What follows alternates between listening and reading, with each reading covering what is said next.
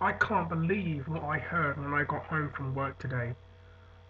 So I'm finishing work and I turn my phone on and there's a message there from a mate of mine saying Dana White owns us all. So I texted them back saying, "What do you mean by that?" And then he sent me the message and said Dana White and UFC Zuffa have purchased Strikeforce. I thought that was a prank. I swear to God, when I saw that text message, this is a joke. There's no way that this is true. And lo and behold, when I get in and I turn my computer on, there it is in MMAfighting.com. Dana White with Ariel Helwani, minutes after the deal's been finalised and signed and agreed to. Zuffa now own the Strikeforce brand. I'm still stunned right now, so it's hard to get words out.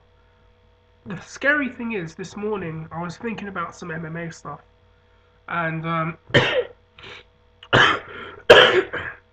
was thinking about some MMA stuff, and I was like, it's a shame that these things aren't all under one umbrella and it could work.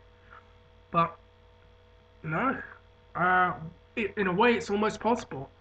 I listened to the details of the interview, and from what it sounds like, Coker is still going to run Strike Force.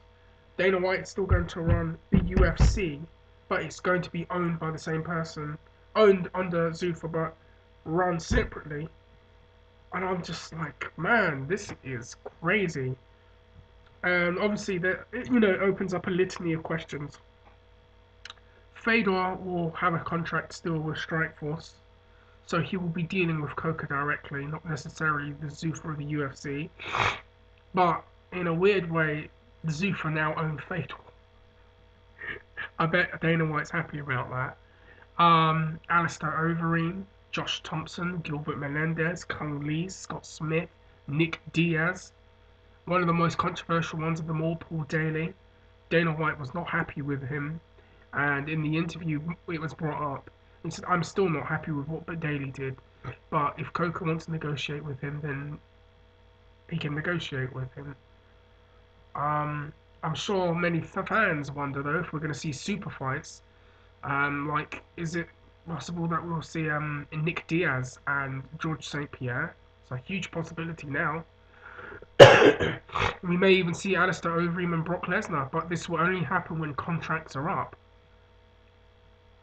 I'm just flabbergasted. It's almost like the time when I was 15 or 16 and I turned WCW Nitro on and there's Vince McMahon sitting there letting us all know that he bought the company.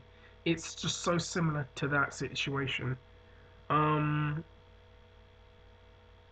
I'm still stunned. I can't believe it. I can't believe it. Dana McMahon owns us all. Oh my god.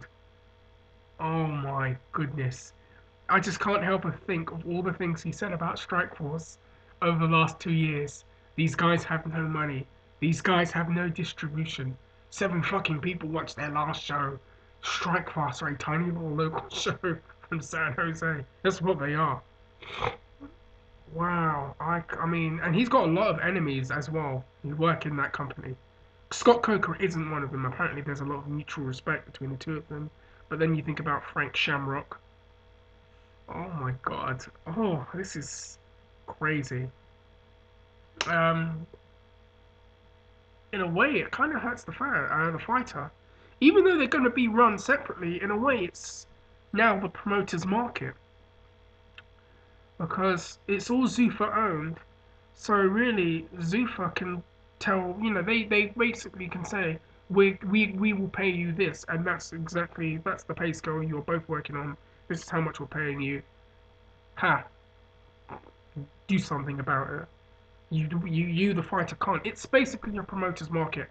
Just like when Vince bought out WCW, he can now demand whatever price he wants because you really can't go anywhere else. I mean, Affliction's dead. The MMA business in Japan is going right to the toilet. Bellator is nowhere near big enough right now. So now I guess the promoters benefit. He's got all the video libraries. He's got the fighters' contracts. I mean, wow. I mean, to the victor goes the spoils, I guess. Um, I don't know what's going to happen with the rest of the. Well, Dana said business as usual. That probably means we're still going to see that Strikeforce heavyweight tournament.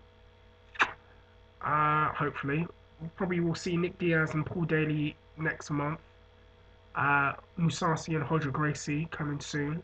I think in a way it's good for Strikeforce because the UFC Zuffa brand is so powerful that when they put something out there, people watch it and people are aware of it. And I always felt that was one of the problems Strikeforce had was their promoting and their marketing. And they put on great shows, but the promotion and marketing has always been a problem. I did a video talking about this ages ago, uh, and I think maybe with Zuffa operating under the Zuffa brand, uh, hopefully it creates more brand awareness. But man, I wonder if that means action figures then, because I would love to have a Kung Lee action figure with built-in martial arts kicks or a Fedor action figure. Man, this is crazy. I know a lot of fans now. I think the possibility of seeing like these great super fights might actually happen, but I don't know. I don't know. I'm still flabbergasted. I mean, people, let me know what you think. I'm wondering if I'm gonna wake up and then I'm gonna be like, did that really happen? And then it was all a dream. But I don't think it's going to be the case. Anyways, guys, let me know what you all think. This is a very, very short video. And yeah, comments,